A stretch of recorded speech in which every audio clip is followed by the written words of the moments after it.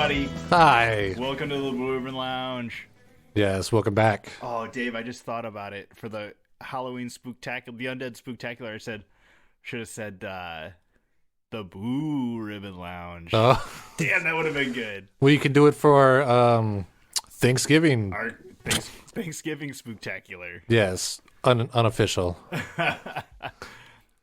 Hope you guys are doing good out there in La La Land, and Yes, hope you're staying warm and enjoying this fall weather. yeah, my wife was pointing out the trees are actually turning now and all that stuff. Yes. You ever been to the is it like the upper northwest or upper northeast that people like go and get all touristy Like and Maine and all that. Yeah. New England area. Yes.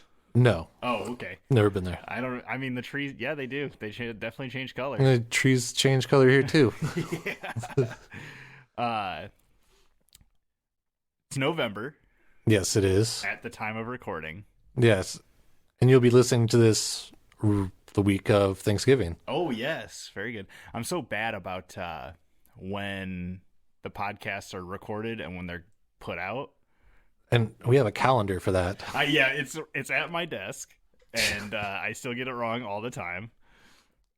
But Dave is so nice to keep me reminded. Keep you honest. Yes. It's a hard task. So Yeah. You just got to do it. Sometimes you get a preview. It's a little sneaker. Yeah. Let's start out with thank you so much to the One Night Standards for doing the intro, outro, letting us use that. Yes. That is Blue Ribbon by the One Night Standards. Yes, their little country twang song there. Yes. Yeehaw! Right. I like that. It kind of caps off the episode. Yeah, I made sure to use the intro of the song and the outro of the song. You really only get like 10 minutes or 10 seconds of the song on each end, and it's like a 5-minute song. Damn. Yeah. That might be long. It might be a 3-4 minute song. All right, but our listeners can look it up, listen to it themselves. Yeah, you should definitely check out the One Night Standards. They're a good time. Yes. Going along with figuring out when times are in January. That's further enough away that maybe like I can pimp something. Okay, yeah, you can. Yes. I can. Yes, you can. Retro Rewind in Dubuque, Iowa. It's a great hot rod 50s culture, rockabilly culture type show. It's going to be the last one ever. Everybody's going to be there. I don't know any of the deets on performances and stuff like that, but it's inside at the Five Flags Center. So it'll be nice and warm. Yes, and it's nice. The last show really of the year was in October, the beginning of October, and then the next show isn't really even until April, May time. And so it's nice to get outside, get out of the house, Right, and go to that show. There's always hand-picked cars and a bunch of good vendors. It's a good time to get out and go do it. and that's Dubuque. Dubuque Retro Rewind in January. I don't know what the date is off the top of my head. But there's plenty of time to look it up. Yeah, and maybe I'll link it in the bio. If you can't see it because it's a podcast, but I'm pointing down into the doobly doo. Yeah, scroll down a little bit and check that out. Yes. How are you doing, Dave? I'm doing good. Been doing a little bit of cooking. Yeah, Yeah. a little bit of meth. No. Oh, That's you just need to go see a dentist, or that's rude. oh, right. I have all my teeth. No, I made what I like to call a pea soup. I remember talking about this. Yeah, it's a pumpkin and potato soup. How was that? It was actually pretty good. The pumpkin was a little ripe. Okay. Or not ripe, whatever. A little green. Is that hard? Is that like hard? It's just got a greener taste, I guess. You know, if it was if I would have let it go a little bit longer, it would have been just right. But you saute it up and then put it through a food processor. Oh, okay. Yeah. That kind of essentially mashes it, juices it type thing. Turns it into a puree. Yeah, yeah. And I threw some cauliflower in there with it. Nice. Yeah. PPC. Oh yeah, and some carrots and some celery. PPCCC. Yeah, if you want to go like that. That's how we name all of our food. BBCCC, yeah. All right, that's it from now on. So it was a good soup? It was a good soup. I enjoyed it. I ate the shit out of it. Yeah, have you made something like that before? Not with the pumpkin. That was the first time using that. Normally just potato soup. Just potato soup, Okay. yeah. And do you what do you do with the potatoes? You puree that too? No, I just cut them into little chunks because I like my potato soup a little chunky. You can always like mash it or whatever, but yeah, I like a little chunky soup.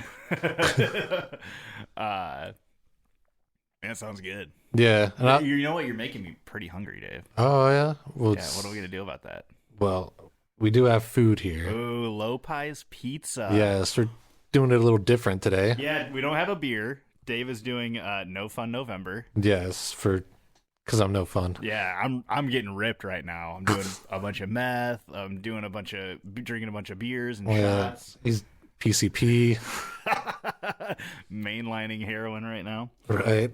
So I took a picture of the pizza we got. See if I can pull that up.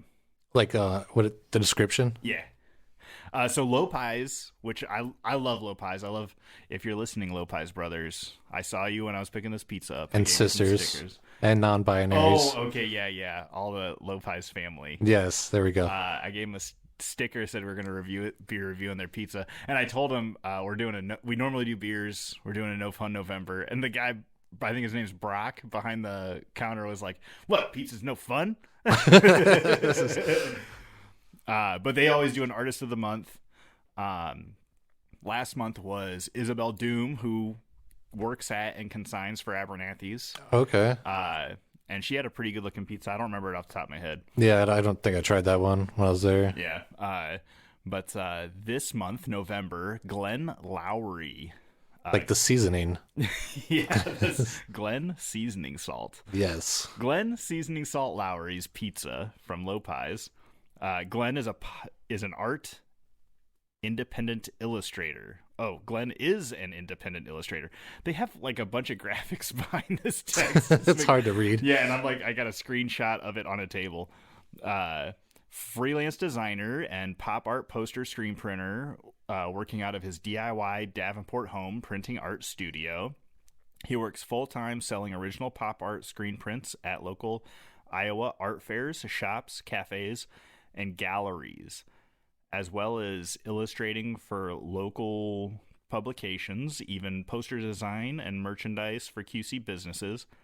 Glenn's pop art style has a flavor for every taste, filled with fun animals in bold shapes and bright colors, along with bugs, bicycles, and dinosaurs, yet also has an edge of dark occult with skulls, snakes, devils, and filled with symbology.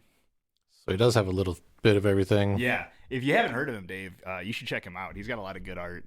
You can buy some of Glenn's art at Abernathy's. Oh, okay.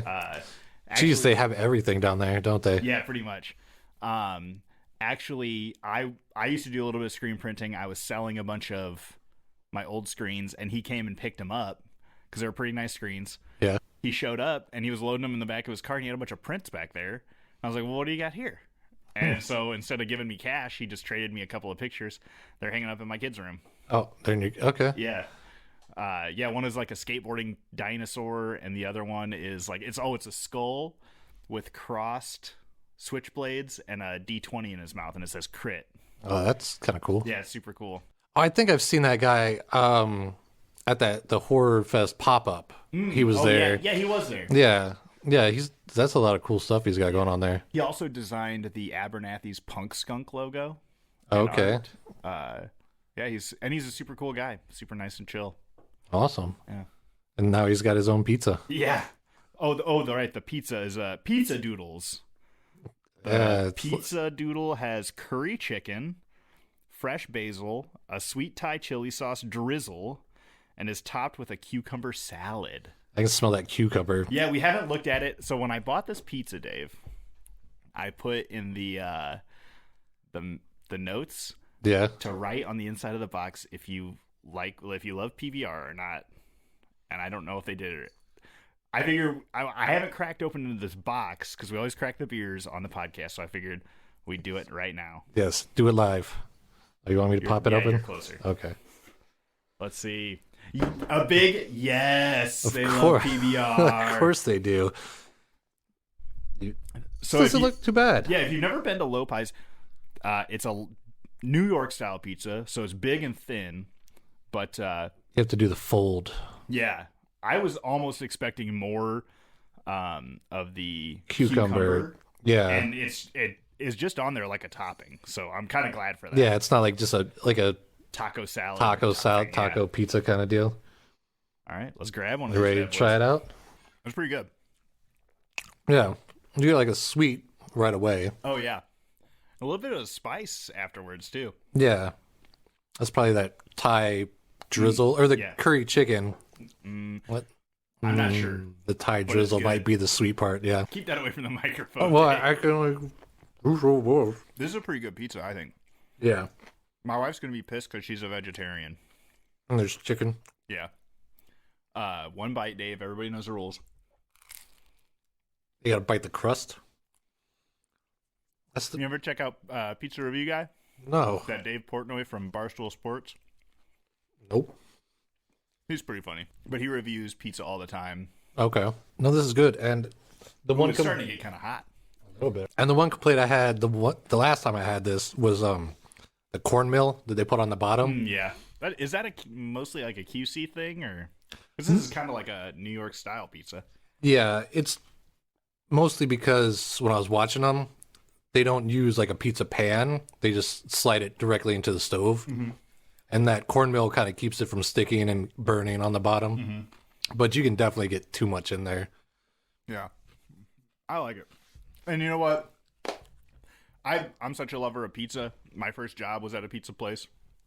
So I know like all the ups and downs about making pizza and stuff like that. Like, I mean, you might think it's easy, but it's not. Like, no, it's making not. a pizza like this has got some crazy stuff on it. It does. And they have like the right balance. Mm-hmm. Yeah, I mean, it would be so easy to put way too much of the vegetables or the chicken on here. Mm-hmm. And even the drizzle. And they also have that agave nectar butter on the crust. Oh, okay. And like, that's also amazing. Yeah. Is that the one where they get the priest to come in and bless it? Yeah. They say about Lopiez is every Sunday they get a religious consult from every religion, and they bless that agave nectar. That's what I've heard. I don't know if it's true or not. It would certainly taste holy. Mm-hmm. And you know what? I'm really trying not to put Lopiez up on a pedestal here, but it's good pizza. I'm sure they make, they'll get your order wrong every once in a while or this or that, but I like going there. I don't go there enough, arguably. Yeah, and the one time I went there, it was busy, and it wasn't the clientele that I was picturing in my brain before I went there. Mm-hmm. And so all people like Lopiez. Oh, yeah. Pizza brings everyone together. Yeah, and it must be good enough that they've opened up more shops. Yeah, I like the Lopiez, I think it's 3 inside of Analog and Moline. Grab a slice of pizza, go play some pinball. It's like a match made in heaven. Yeah. And they got great art. Yeah. Yeah, and it's a good atmosphere. Mm-hmm. It's a good place to go. If nothing else, try it once. Yeah. Because even if this sounds maybe iffy, they do have regular... Yeah, regular pizzas. Yes. Yeah. Yeah, I can 100% say this pizza's not for everybody. This is going to be a mess to edit, Dave. All the crunches and... Yeah. So worth it, though. Yeah. It's because I think the onions are part of the salad because they're kind of raw. Mm-hmm. They're not bad. Mm-mm.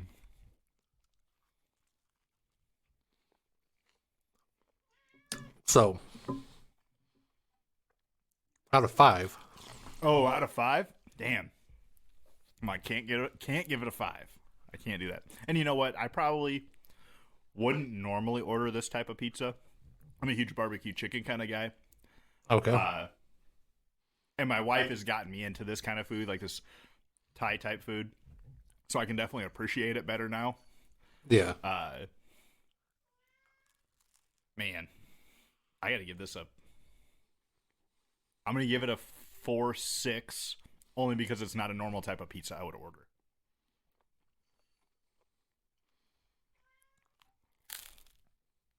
That's about what I was leaning on. It's because, yeah, it's not a normal kind, and it is a little spicy. Because I could see eating maybe one more piece, but then after that, I would probably be spiced out. Yeah, also, it's like there's no type of pizza that's going to be good for eating on a podcast. That's true. And we might do pizza again. Who knows? But we'll go back to beers eventually, or something else. Yeah, it's just for when we're recording in the month of November. Yeah. And who knows, if you have an idea of some alternative thing we should try. Yeah, definitely.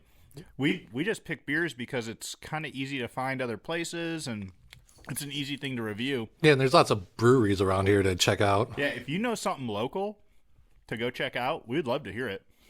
Yeah. You can go to our website, Blue Ribbon Lounge, Moline.com. No, BlueRibbonLounge.com. Yes, or you can email us at blueribbonloungemoline@gmail.com. Yes. Moline, Moline. But yeah, we got a couple other things lined up for the rest of the year, but we'd love to get your input. Or topics.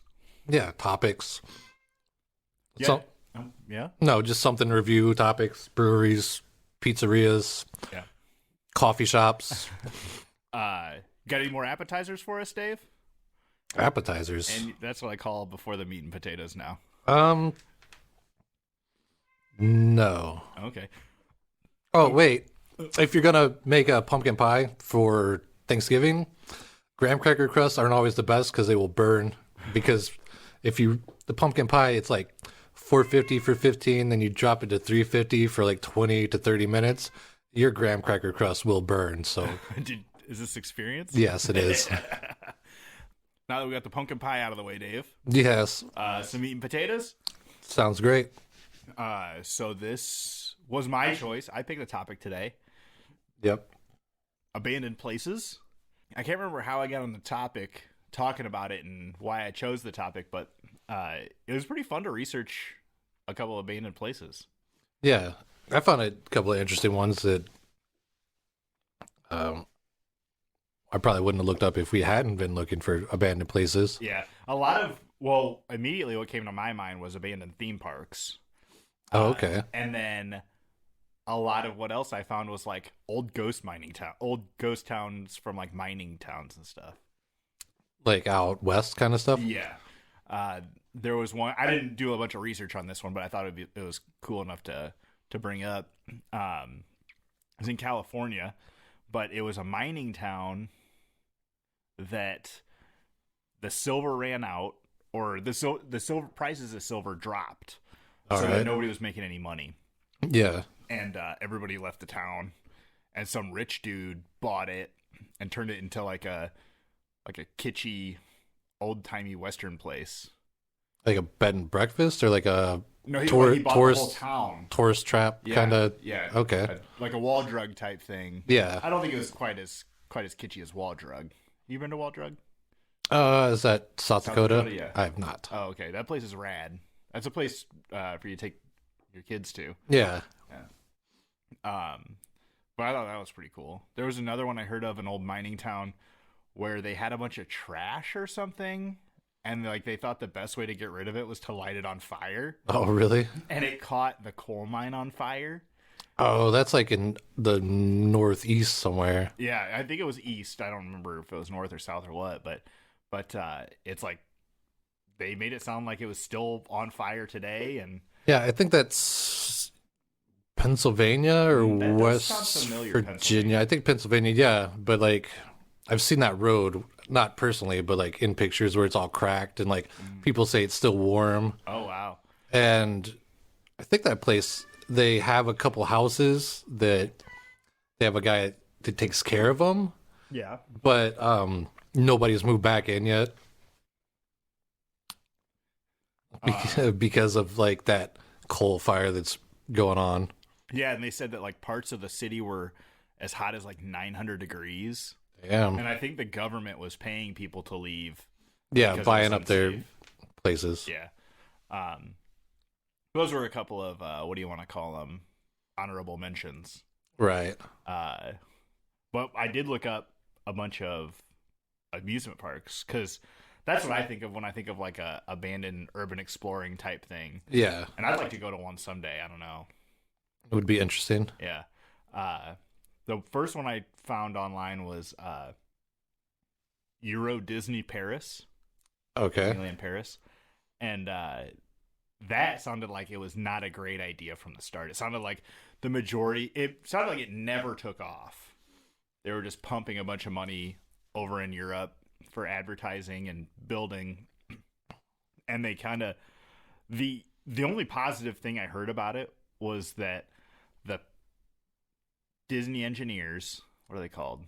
Imagineers. Imagineers really used a lot of that guy. Who's that guy that wrote like 1,000 Leagues Under the Sea, 10,000 Leagues Under the Sea?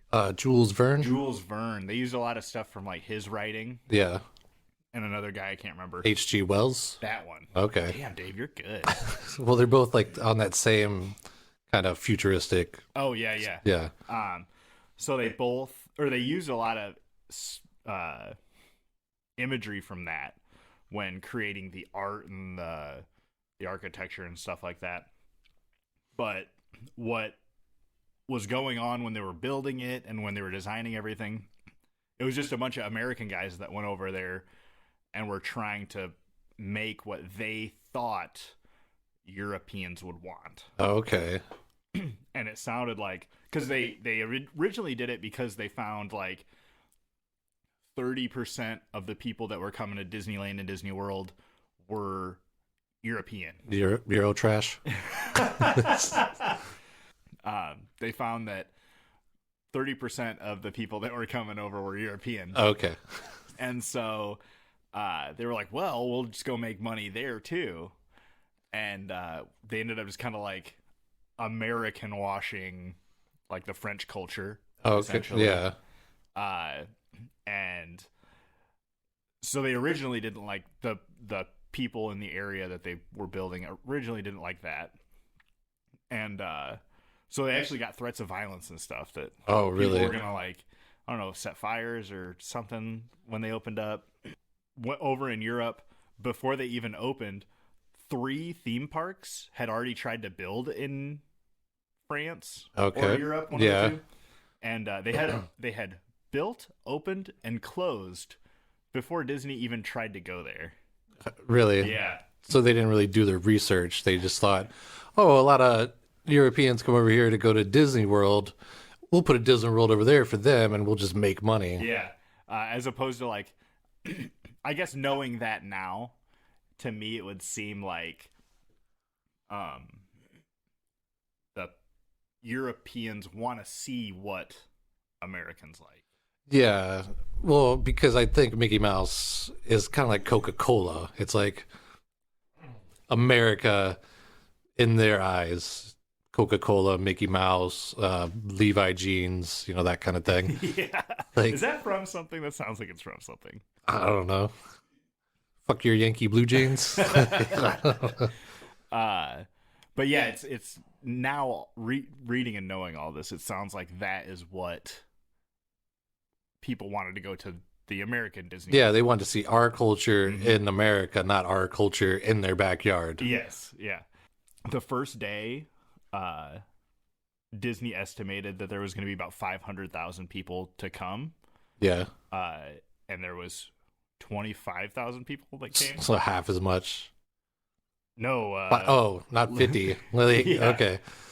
Yeah, 500,000. And only 25,000. Yeah. So that's not hitting your marks. No. And then within like the first week or month, they lost a quarter of their employees due to poor working conditions. Really? Yeah. So they just really tanked right out of the gate. You know what? I didn't look up how long it was there for. but it's been closed for a long time now. Yeah, I was gonna say I don't think it was there for long because I think that's one of the things where when people cite poor business decisions, they're always like, "Oh yeah, it's worse than Euro Disney." That's a good one. Real kick in the pants on that one. Yeah, mine. The first one I have here is one from Council Bluffs, Iowa. Oh, okay. That didn't start out as a theme park, but it's the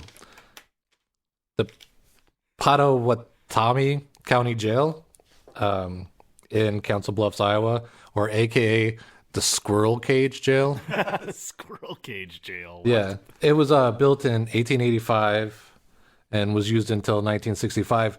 But the uniqueness of it was called a rotary jail. Okay. Which it had a big cylinder cage, if you want to call it that, and then the cells were like pie-shaped cells. Okay. And the thing spun like a carousel, and there was only one door. So then to let the cells out, it would have to spin and then let the guys out and then spin and let people out. This doesn't sound like it meets codes. Well, in the 60s, right before it closed, they condemned it so that it couldn't spin anymore. But it got condemned a couple of times before that because they built this what was it?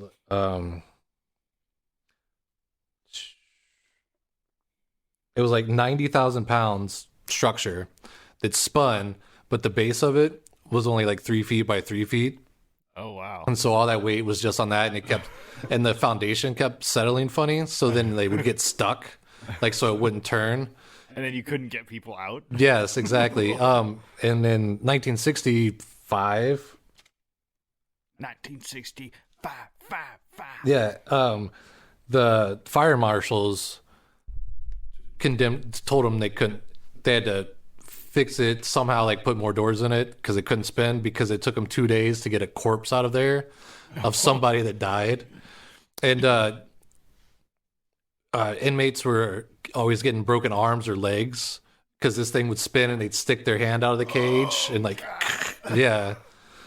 And it was also because of how it was shaped and there was only one door for all these cages, the only person that worked there was the jailer and his wife. So she was making meals for 80 guys at a time. 80 guys at a time. Yeah, and some pee-pee soup. Some pee-pee for real. But they also said that it was kind of like a free-for-all because there would be a tax evader, and then a serial killer, and then just all these different. There weren't different sections, high security or low security. Yeah. They were all just in the same prison. And it said right before they closed, because now it's a tourist attraction because you can go and check it out. But there's all these holes in the walls that they had to patch up because in the couple of last years, the jailer would just sit in his room and watch TV, and then the people would tunnel out and escape. Oh, God. Just a bunch of guys tumbling out all the time. Yeah, but I guess the citizens at Council Bluff were cheap, and that's why it was condemned a bunch, but they're like, nope, we're going to keep using it. And then it was going to get bulldozed and then scrapped, and they jumped in front of the bulldozers and were like, no, we spent money on this thing. We're going to make it into a historic site. So they wanted to get their money worth out of this jail. And I guess really committed to it. Yeah. Hanging their hat on it. Right. And yeah. It's open for tours, but it's sad that it's just as stinky and grungy as it was the day it closed. And one of the curators said I guess there's one of these kind of jails in Indiana, but they cleaned it up and made it all sterile and whatever. And he's like, ours still has the same grime, and you can see all the graffiti and everything from just a bunch of dried feces on the walls from insane people. Yeah, well, there's graffiti on the walls, but I don't know how they got it, and some of it's just scratched in there. Yeah. I smell a Blue Ribbon Lounge road trip. Field trip. Be interesting. That was a good one, Dave. Yeah. Council Bluffs. Is that on the other side of Iowa? Iowa's like, it's not big. It's not like Texas, but it's like really long. Yeah. It's like 8 hours to get over to like South Dakota. Is it? Nebraska area. 8, 6. It's like 3 to Des Moines, 3 to the other side. I always Why think. Why does nitpick me so much? Just go with it. Because your last name is Nicky. Nitpick Nicky. I always think Council Bluffs is like north of the Quad Cities for some reason. And oh yeah, I forgot my phone doesn't work down here in the Blue Ribbon Lounge. But it's like right next to Omaha. So you're right. It is on the east side. Yeah. I just said I thought it was up north. Oh my gosh. It may be north of us. I guess I could do an actual like directions thing. That's all right. I'm Blue Ribbon Lounge field trip, Dave. To the west side of Iowa. There's a lot of other places to stop too on the way. Yeah. Directions. It's 4 hours and 30 minutes. That's not that bad. No, it's really not. Day trip. Oh, actually, it's like, 4 hours and 30 minutes. I was like, why do I want a 5 hour and 30-minute trip? So Google is weird. When I went to Peoria, it had us go like all the way around through this neighborhood just to get on 74, which we passed before we went all the way around back to 74. Yeah, that was a whole thing. The other, I really did just look up mostly amusement parks. Yeah. But the other one I looked up is one that maybe we could field trip to. Chernobyl? Go fishing in Chernobyl. There you go. Six Flags New Orleans.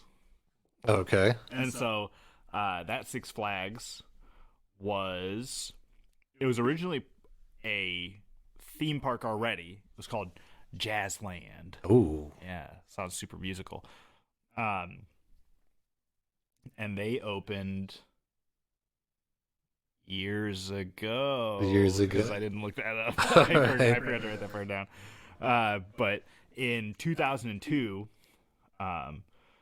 Six Flags bought Jazzland, and they kept it as Jazzland for a year before they got all the pieces together to rebrand it to a Six Flags. Instead of like Six Flags over Jazzland. Yeah, they just like nailed a sign. Yeah. And then, so in 2002 is when they officially turned it into Six Flags. They signed a 75-year lease. Damn. Yeah, isn't that a crazy amount of time? That is a crazy amount of time. They must have not had a very big down payment. Yeah, something. But so they bought Six Flags in 2002, and they re-upped it with a couple of big rides and stuff like that. Well, in 2005, if you may remember, a big weather storm hit New Orleans, and that harsh lady's name was Hurricane Katrina. Yes. And so I guess they had stuff like protocols and stuff for hurricanes. For hurricanes, yeah. They had like flood pumps and stuff like that. All right. But they ended up not working. Well, that sucks. Yeah, right. I mean, maybe they just weren't tested out enough. But the flood pumps failed to get the water out, and the amusement park was under 7 to 8 feet of water for over a month. Damn. Yeah.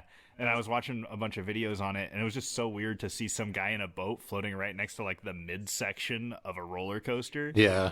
It was like some sort of swamp thing looking thing coming out of some Loch Ness monster looking thing coming out of the water.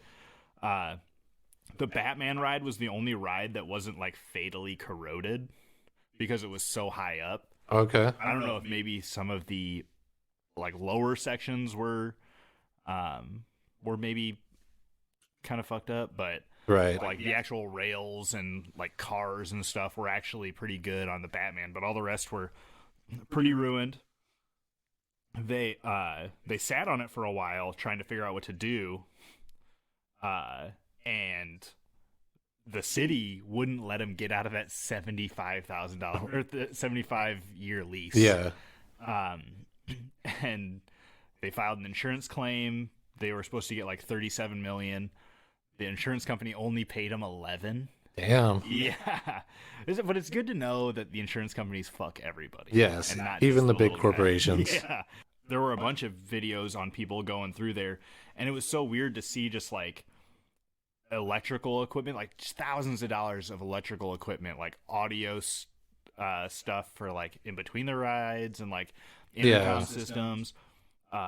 Just like it was a different color for like 6 feet, and then above that was like, you could see the water line. yeah, and then there was like 7 feet of every wall that you'd go into a building was either torn down or like I don't know if they did do some work to it to like probably just like a ruse to make it look like they're trying to fix it up. Okay. But like or if things were like too unsteady, they just tore down maybe. Yeah, and well, like my wife's shop flooded, and as soon as they sold the building, they had construction people go in and just cut off like the bottom 3 feet of the wall, and that was kind of what it looked like. But then even then, all of the studs and stuff were like all knocked around and stuff like that because I would imagine the water just flooded in. Yeah, came rushing in. Yeah. Storm surge. And there was like bumper cars and like cars off of rides and like the log Yeah, just like laying around. It's where they washed up, kind of. Yeah, it was crazy. It looked like a bomb hit. You know? Yeah, I can imagine. But it was like thousands of tons of water. Is it swampy now or just all overgrown? Everything was overgrown. There was like, well, it's in New Orleans, so there's alligators and snakes everywhere. Oh shit! Yeah. I didn't think about that. Yeah, and yeah, it was super crazy.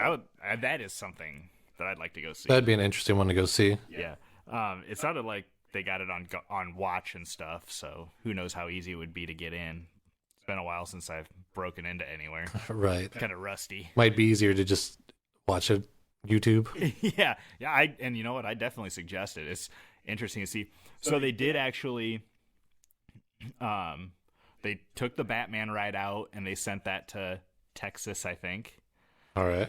And then they took some ride that was called the Jester and the Roadrunner, and they fixed those up. And it was like, I don't know, maybe it was only 20 to 30% fucked up. Yeah. So they fixed those and sent them to other. Some of it's salvageable. Yeah, to other Six Flags, and then they did end up getting out of their lease with the city for like a percentage of their insurance payout. Yeah. And it's so still now there. it just sits there. Yep. It's crazy. Yeah. And there was a wooden ride from originally the Jazzland. Yeah. That's still up. From all the videos I saw, people were climbing on it and stuff. They said it was still pretty sturdy. Yeah, like a wooden roller coaster. Yep. That sounded pretty cool. Yeah, I have the Mancell Seaforts in England. Okay. This is one that's kind of popular if you look up like weird abandoned places. It looks like they're metal, but they kind of look like big Victorian houses up on stilts, just out in the sea. Oh, really? Yeah, they were built in the Thames off the shore of Kent in 1942, and they were like anti-air guns, or I think that's what they're called, like surface-to-air guns. Oh, okay. For it during World War II, when the Germans were flying in and trying to bomb London, they would surprise them because they weren't expecting guns to be like in the middle of this ocean. Yeah, hell yeah. And they consisted of 7 stilted buildings surrounded by that surrounded a central command tower, and they were all connected by catwalks. And they were decommissioned in 1950s, and some of the forts were demolished by storms, and I think one of them was actually hit by a boat, like just smashed into it. You need to be the guy on watch on that part. Yeah, because you would think you would see them, because I guess they're like 8 miles offshore, but on a clear day you can see them from the coast. And they're still standing today, but in the late 60s, early 70s, they got occupied by a pirate radio station. Whoa. Because they were far enough off the coast that they were considered international water. So then they were blasting like rock and roll music back to the coast, like broadcasting it out. And Coming to you live. This is Dr. X. yeah, freewheeling and dealing. Got the Thames River or Thames, I don't know, sea. It's coast. Well, it's like Gully. it's like a bay kind of, but it's bigger. Like because it's kind of like there's England on three sides of it, so maybe it's a sea. Yeah. But then of course the government went and changed how far out England went, so that it's not in international waters. So then they were able to go in there and kick these guys out. Oh, we can't let these guys be blasting their loud rock. Yeah, it's evil rock and roll music. I want to say there's a movie about it, but I think in the movie they're on a boat and not like in these like fort structures out in the middle of the sea. Didn't have the budget for it. Probably not. Because there was an artist, like a, what do you call those guys? Like a performance artist kind of guy, who in 2006 stayed out there for 26 days. Because I guess that's how long like the army would be stationed out there at a time. And he like wrote a blog and a book about the isolation of just being out there. And but now they're all not occupied because they say like you can look at them, you can go up to them with boats, but the ladders to climb up there, they say it's like hazardous as hell because of all the seawater and and they built them on shore and then took them out there. And then to see how they're built, what they look like on shore, because they kind of look like H.G. Wells, like War of the World kind of tripods. And it doesn't look like the legs are that long. So I don't know if it's deep enough that if you fell from that height, if you'd be okay. Yeah. You might like hit the bottom or get stuck in the mud in the bottom. Or oh God, could you imagine getting stuck underwater? That would suck. That's crazy. That makes me think of like an old oil rig. I wonder how many of those are just like in the middle of the ocean. Just derelict. Yeah. Yeah. That makes me wonder about that too. There's another platform that's near that, but it was owned by the Navy and it doesn't look as cool as these like metal Victorian houses. Yeah. But I guess that place is far enough off the coast that this guy and his family took it over and became the Principality of Sealand. Oh. So they're the smallest micronation. And they had their own currency and stamps and all their military fights with tridents. Oh, shotguns. Because the government came through and they shot shotguns at them. Oh, wow. But then they ruled that they were far enough out that it was international waters, so then they couldn't do anything. Hell yeah. Yeah. Until the government changes their mind. Yeah, but I guess the guy willed the place to his son, and his son doesn't live there. But I guess there are some people that still live there, but it's not a recognized micronation. Yeah, I'd imagine the people that live there are just like free love hippies. Yes, anarchists. Yes, our kind of people. Exactly.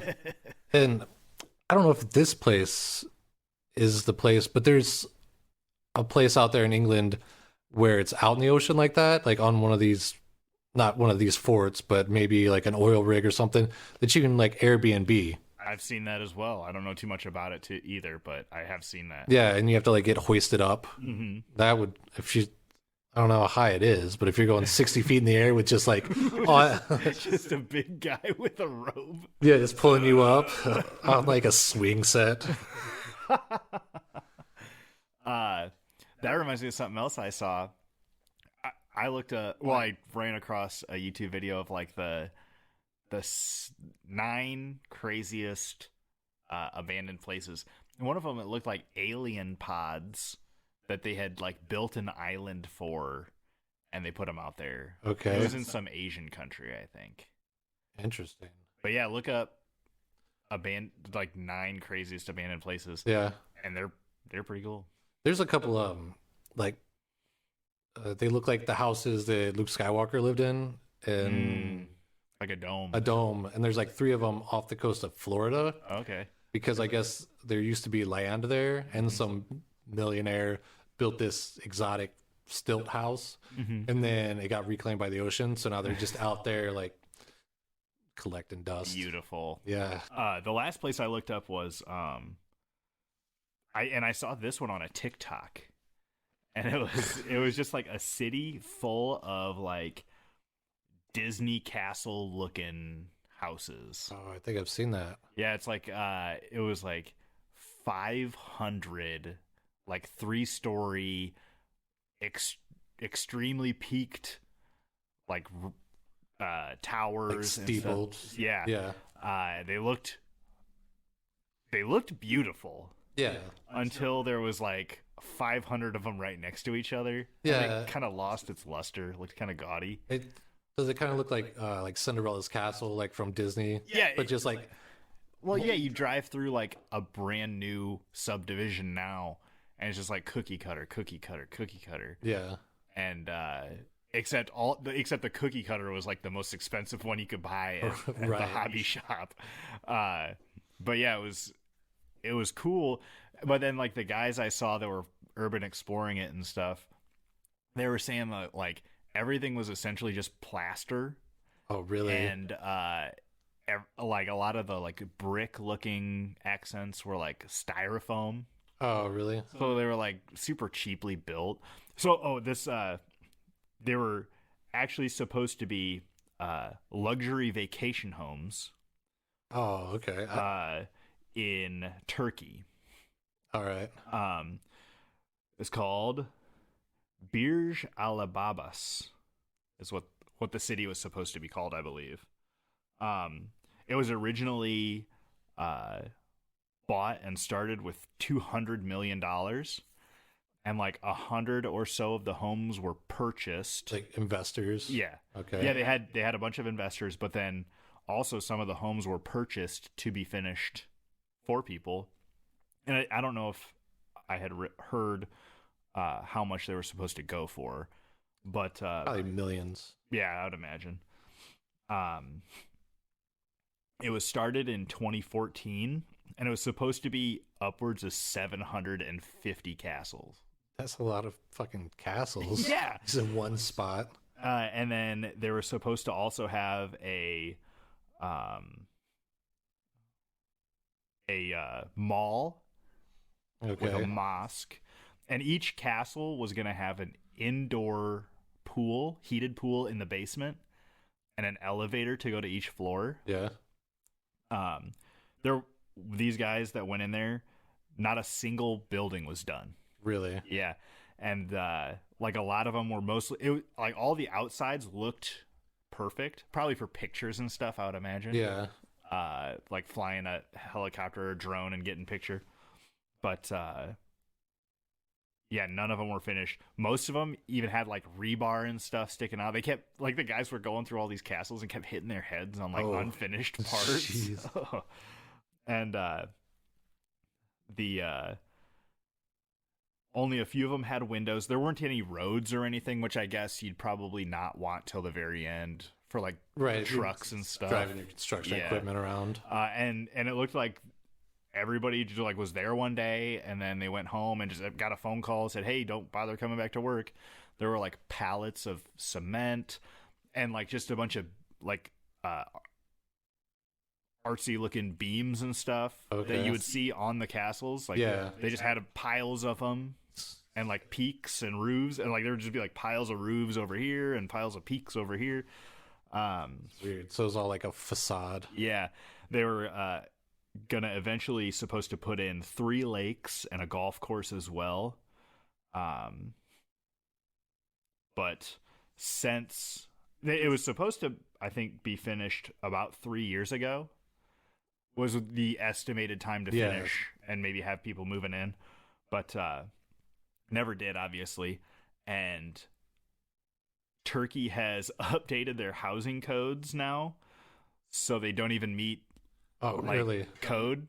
So even if they finished them, you wouldn't be able to live in it, is what it seemed like. Or maybe you'd be able to finish it but not sell it, as a yeah. legal home.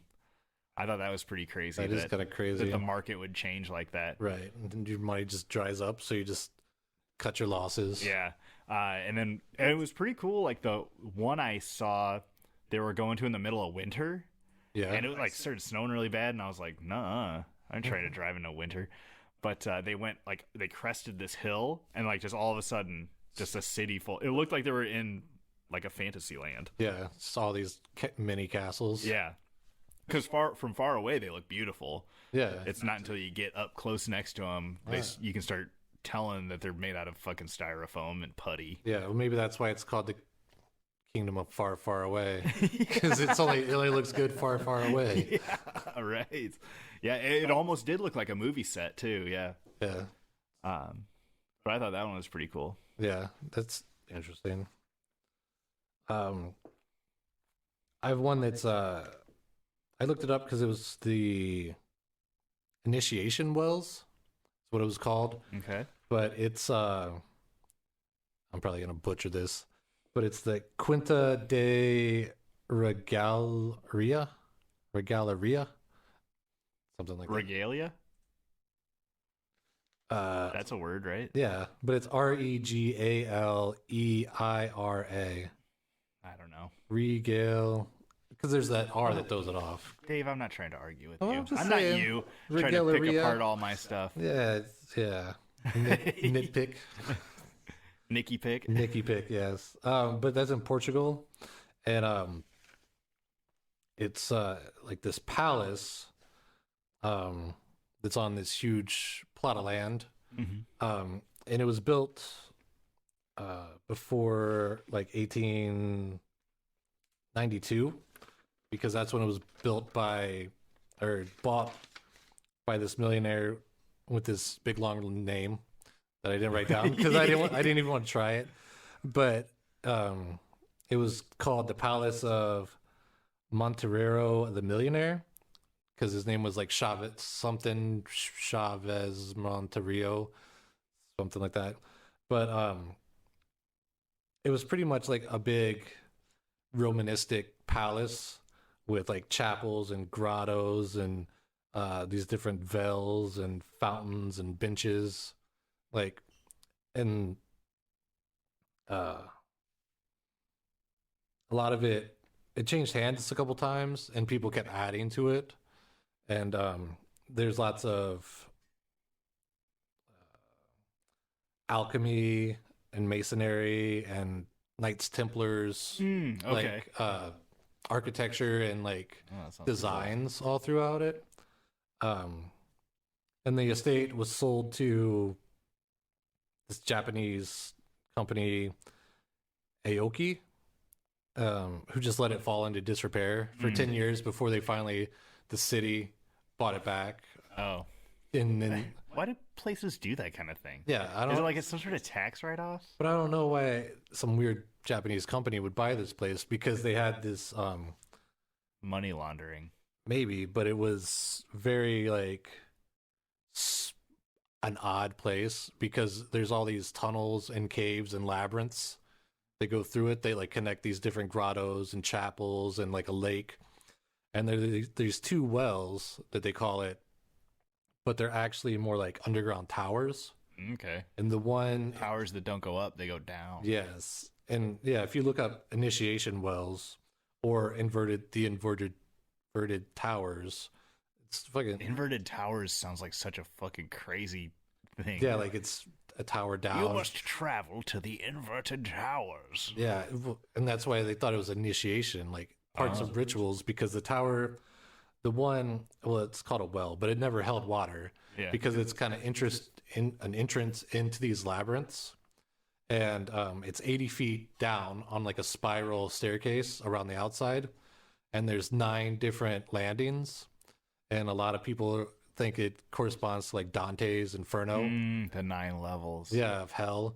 And at the bottom, there's this like intricate tile pattern that's supposed to be like a compass on top of the Knights Templar sign. Oh boy.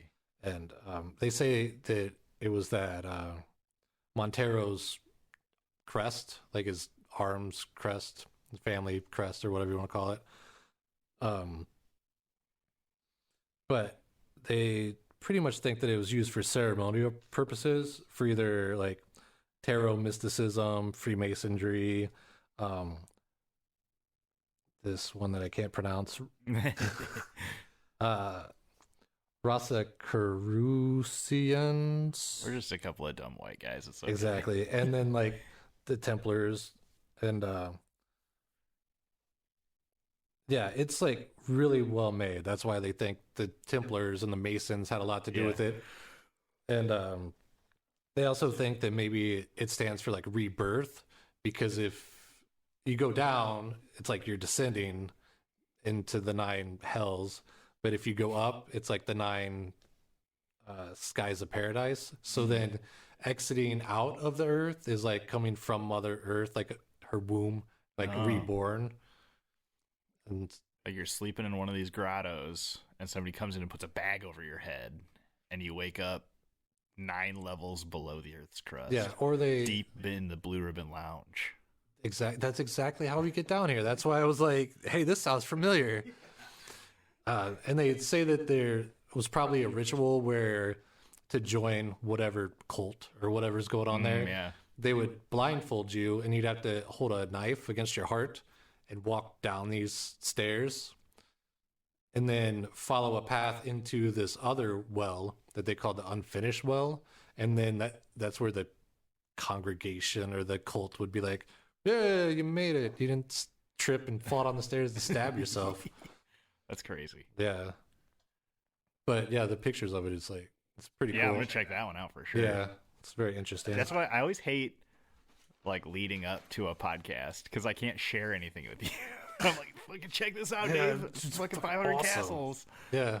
Yeah, the only other stuff I had left was I thought I'd just tell some stories about some abandoned places I've been in. Yeah. But one of the places I went into, and I don't know if you ever had seen it, the abandoned nurses hospital in Moline. I've driven by it. It was on 12th Street. It was like up that hill. Yeah, it was like towards the bottom. Well, maybe it was towards the middle, but it's like a condo area now. Yeah. And where it was is just like a big field and hill. But yeah, me and a couple of my buddies went in there one time and fucking snooped all up and down it. We went from I think there was 1 or 2 basements down, and then we went all the way to the roof. Yeah. Was it on fire? Well, funny thing you say that. We were walking on the top level, and we just found this huge pane of glass. Jeez. Yeah. And so we picked it up. I cut the shit out of myself. Oh, I can imagine. Yeah, I've always been really bad with a glass when I was a kid. But we picked up this big pane of glass, and I'm pretty sure we lit it on. We like put something on it and lit it on fire, and maybe that part I'm making up in my head. The flaming pane of glass. Yeah, but we definitely for sure took this giant pane of glass and threw it off this building. But it was like 12 stories up, so like you don't really see or hear anything when it hits the ground. So it was a little anticlimactic. Yeah.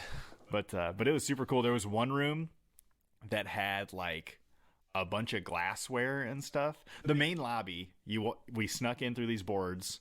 The main lobby, there was a desk, graffiti everywhere. Yeah. And there was a desk that had cottage cheese in it. Weird. Yeah, one of the drawers just had cottage cheese. And then like there was only one floor with lights on. We got up there, and we always used to carry around bats and stuff. So we took a bat up there, and we found this room full of like plates and cups and stuff, like all different crazy stuff too. Yeah. Not like, a bunch of cafeteria stuff. Right. It was a bunch of weird shaped stuff. And so we're just fucking throwing this shit at walls and busting it up with bats and shit like that. It's like they're expecting you. Yeah, right. It was, here, enjoy. Yes. And I ended up going back with a bunch of my other friends, not quite as experienced in the arts of tomfoolery. Right. But we went up there and fooled around a bunch. And graffitied a bunch. We graffitied a whole bunch of stuff up there.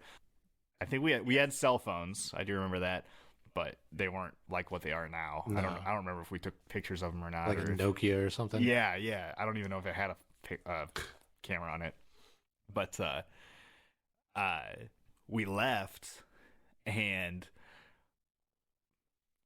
one of the people we were with was like, I think I lost my phone. Oh. And so like I was like, I'll go look for it. I don't know if you're gonna find it. It was the middle of the night, and another guy volunteered to go with me, and we were walking around, and we heard a guy yell at us, and he was like, "Hey, I saw you guys in there, and this and that." And I was like, "What are you talking about? We're out here. How can we be in there if we're out here?" But eventually the cops got called. Oh, really? Yeah, and I was a punk rock kid. I had long hair and piercings and stuff like that. And the other guy was like fucking, he had like Abercrombie and Finch on, and fucking that kid, they didn't ask me anything. That fucking kid squealed like a $2 bill. Oh, really? Yeah. The fucking kid. Yeah. And so we all got fucking fined. It was like $250. That was a lot of money for that is a being lot kid. of money. But a fucking person lost their phone. It was in their purse the whole fucking time. Oh, really? So you didn't even have to go back. Yeah. Oh, so mad. But it was a good time. It was funny. Yeah, it's a good story. Yeah. I'll tell my kid when he's old enough. Yeah. You ever been into a abandoned place, Dave? The Blackhawk, when it was like owned by Rhythm City. Oh, the Black Hawk Hotel. Yeah. Oh. So the Black Hawk Hotel, when it was owned by Rhythm City, they had permanent like residents in there, and there was a meth fire. Oh. Yeah, on like the 5th floor, because for the longest time there was just a piece of like plywood just over the hole. Oh. And there was a hole in the ceiling, and they just let it go into disrepair. And right before they were selling it back to the city, so the city could fix it up to what it is now. Yeah. Me and my supervisor went in there to go like salvage anything we could find for the casino. AKA you. Well, just we want to just go fuck around. Yeah. And it was crazy because it was a rainy day, and like none of the lights worked, and you could just hear the water pouring down through the hole in the ceiling. And like, yeah, there was a kitchen area, and people had been in there and like just like smashed flour and anything that was there. Somebody took mustard and wrote on the table like "Get out." Ooh, very spooky. Yeah, very haunting. This is very haunting because the gold room was supposed to be the haunted room.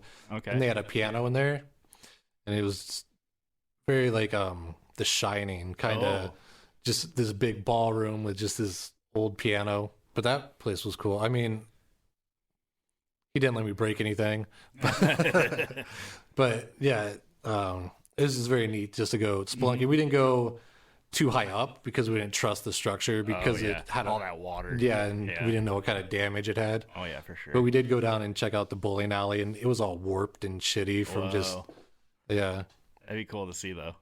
Yeah, it was an interesting day at work. Yeah. The only other place I've really been in was it's called now. They actually the city bought it and fixed it up. The Forest Grove Schoolhouse. Oh, yeah. It's on Forest Grove Road, over in Bettendorf, Pleasant Valley, maybe. Yeah, it's like Claire. It's in that area. Yeah. It's on like Wells Ferry and Forest Grove. Yeah, I think it's Bettendorf though, but the address wise, yeah. But my wife said she'd been in there before, and we went in there, and it was cornfield like all the way around it, but now there's like a big subdivision. Yeah, it's all built up around there now, and it does look nice. I wonder if you like rent it for weddings or something. Yeah, I think they kind of they cheesed it up. Yeah. But like it was so run down. Like the foundation, there was like no foundation around it. Like all the cement blocks had like fallen in. Yeah. So much so that like the floor was like angled like at almost a 90 degrees. It was like halfway held up on two corners. Yeah. 100% on one corner and 0% on the other. Because you had to go up like stairs to get to the main level, kind of, and then the floor was just all falling in. Yeah. And it had a bunch of old school books and stuff like that. We took a bunch of cool looking books, and I think we stole a cinder block Yeah. And we had that here for the longest time. It might still be outside. I don't remember. But it was pretty interesting. It's interesting to think that like that used to be like that room would be full of kids from kindergarten to 12th. Yeah, something whatever like that. they went to back then. That's a pretty interesting concept. Yeah. When I was a kid, I remember looking in there, but the floor was so jacked up, like me and my friends didn't go in there. Yeah, it was super spooky. Yeah, but now there's like a parking lot, and they put new They like pretty much redid everything, which kind of defeats the purpose. If you're like, oh, we have to save it, it's historic, but then you just replace everything. It's not really historic anymore. Yeah. Oh, you know what? I forgot. I'm gonna tell one more. I'm gonna do back-to-back stories. There was a house across the street from my buddy's house, and it was. I don't know if the building was condemned, but the people had got kicked out, and we went. And there was like a garment bag hanging on the front porch, and we checked it out, and it was fucking these rad ass fucking 70s suits. Oh, really? I had one for a long time. I think I only have the pants now because I got fat around the waist. But they were fucking bomb. Ass fucking suits. And so we're like, fuck it, let's go inside and see if they left anything else. This is one of those houses, like a hoarder house type thing, where like you can't believe people lived there. There were fucking huge like gallon jars or whatever of pickles. Oh, yeah. Everywhere. Like we probably saw 50 of them. Some had pickles in it, some were completely empty with just the juice. Yeah, like the ones you used to see at bars. Like, yeah. There were just like everything was just like pushed into a corner and like kind of like up the corner. Yeah. Like if little mini bulldozers were in there just like kind of pushing everything up. And it was just like all diapers and just trash, just like crumpled up trash. Yeah. Oh, it was so gross. And the basement was full of stuff. And somebody had spray painted like Metallica on the wall or something. Yeah. But like you couldn't walk hardly in the basement at all. It was so much stuff to the ceiling of the basement. And it was a gross situation. Yeah. Yeah. It was like kind of glad those people got kicked out because they really shouldn't have been living there. And like there was a bunch of dirty diapers and stuff. They had a baby in there. Like, yeah. Not good. That's not good at all. Yeah. Oh, that was another one I was in. Oh, okay. No, the only other thing I have, since we're telling stories, no, there's a place between Pleasant Valley and LeClaire called Smith's Island. Okay. And it's off, if you go to Lock and Dam 14, there's a trail that'll take you in there. And there's an old foundation that I guess used to be this guy's house, John Hofferner, back in the day. But before the Lock and Dam was built, the island was like a lot bigger and was actually like a farm and had a couple of different houses. Whoa. And they had like their own ferry, like a rope ferry where you would pull yourself across. And but then when they came and the Corps of Engineers built the dam, it flooded half the island. But there's still I hope they got compensated for that at least. I would hope so. That the government just bought their houses and kicked them off. Yeah. But yeah, there's a foundation left there, and they said there's a root cellar, but I've never seen it. But there's a picture of it online, and I'm like, I've been all over that island. I've never seen this root cellar. Oh, that's crazy. That kind of reminds me of Sullivan Island. Okay. There's like kind of structures all over there. Yeah. I don't know exactly what that used to be used for. It'd be interesting to look that up. It does look industrial though. But the graffiti out there is pretty fucking awesome. Oh, for sure. That if you go onto the island, make a hard right all the way down to the river, there's like a platform that I always have to jump out to. Oh, yeah. And come back. That's cool. Yeah. I like doing that. Awesome. That's all I got for today, Dave. Yeah, that's all I got. Yeah. Great Lopiez Pizza. I love Lopiez. I was kind of worried about the toppings, but I thought it was a great. Yeah, it was good. I was worried about the cucumbers myself too, but it's delicious. Yeah, for sure. Yeah. Check that out. Or check out any other specialty pizzas. If you're an open-minded person, just try it. Dive in. Yeah, and if you're not, try their regular pizza. Yeah, for sure. Because that blessed agave really makes it. Yeah, and you know what? We got a 20-inch pizza and we're not going to finish it. Yeah, those Get a slice or get a the smaller one. Yeah. That's yeah, check them out. And check out the One Night Standards. One Night Standards for sure. You can find them on Facebook. Yep. Hit us a line, Blue Ribbon Lounge Moline at gmail.com. Yeah, if you want to check out the website, blueribbonlounge.com. Yeah. There's merch on there and links to Instagram and different things. Definitely. I met Nikki. All right, say goodbye, Dave. All right. Remember, if you don't mind, it doesn't matter. Be good to yourselves, guys. Later.